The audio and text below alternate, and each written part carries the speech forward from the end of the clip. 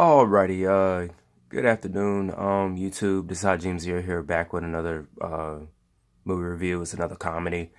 This one in a way is kind of one of my favorites. It was somewhat of an influence with my gag and funny comedy writing for doing one of my comic books. With that and of course classic cartoons and anime and many other influences. But this one is Kung Pao Into the Fist. It's written, starred, and directed by Steve Oedekerk. Hold on one second. I knew this was gonna happen because I try to do reviews where there's no one in the house because I don't want to risk hearing sounds and people knocking on my door. And did my shit? He's probably listening on another wall, but hopefully he doesn't knock on my door because I'm probably just gonna ignore him. Anyway. Steve Oedekerk is a somewhat known but unknown name. If you guys seen Ace Ventura and of course Nutty Professor, he was behind those projects. You can correct me if I'm wrong, but I think with Nutty Professor, I want to say the one with Eddie Murphy, he had written that, and I think that's pretty much the whole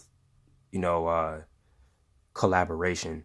I want to say, and I think he written and directed Ace Ventura with Jim Carrey. So I don't know what other writing credits that Steve Oedekerk has. Oh, he also did Back to the Barnyard, the kids animated movie, which eventually became a series. I think that's the most like child friendly, pretty much project he's ever done. I think this is one that was as close adult rated you can get that I can think of. But pretty much this movie, it takes an old Hong Kong 1970s film and it inserts him in some of those scenes in the plot. It's pretty much classic, making fun of the Kung Fu story, of the Chosen One. And even that's what the character's name is in the movie. And on top of that, you have, of course, they're making fun of the bad dubbing lines. And there's so many different versions of this film where they have alternative, opening and other scenes that were cut, and they were still used as a gag in a scene that's in the end of the movie where it teases a sequel, but it was just a joke. But what else I was about to say? Something else important. Oh yeah, if you get the original VHS, of course they just have the basic dub, but of course here on the DVD they have a commentary where it really displays what all the actors are really saying.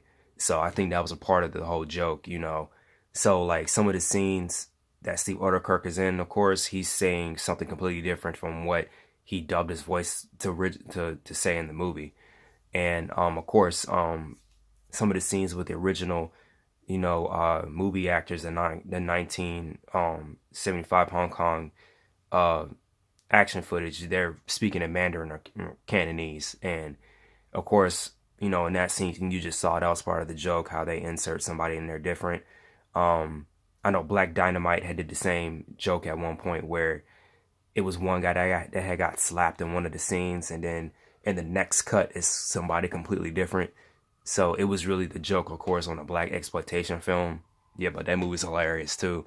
I'm debating now, thinking about it, if I want to review that in the future. But this movie came out like in 2002 before the Matrix craze, even though it kind of still was because they use a Matrix gag in here, and a whole bunch of funny, slapstick humor. It's pretty much like a real life cartoon.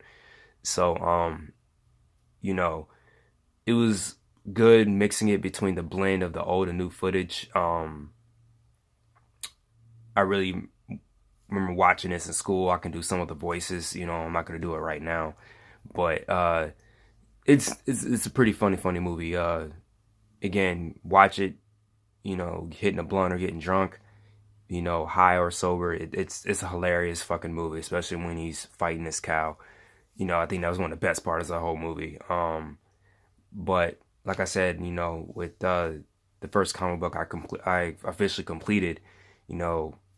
Well, I gotta put all the pages in book form, spine and all that. But some of the original concepts that came from this movie of how funny it was. It really wasn't, of course, the dubbing, but it was more of the slapstick humor and how over the top it was. And of course, Courage the Cowardly Dog and a few other comedic properties, hanging out with my friends, just mixing in different shorts. And of course, this is one of the influences.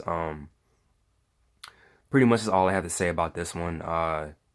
You know, go check it out. The movie is somewhat rare. I did see it the other day at Books a Million. I think this is three movies I could think of that are rare, and another one I'm going to name, I'm going to review, because you can't find it in the stores anymore. It's either a good cult classic or it's a very hard to find movie. But it's this one, it's Undercover Brother, and Posse. And Posse is very hard to find. I can't find that in the store at all. Might have to get it online. The good thing, the movie's cheap, but it's just that how you want to back in the day just grab the shit and get out. Yeah, that's pretty much my whole iffy thing on it. But I will talk to you guys later in the next review, and peace.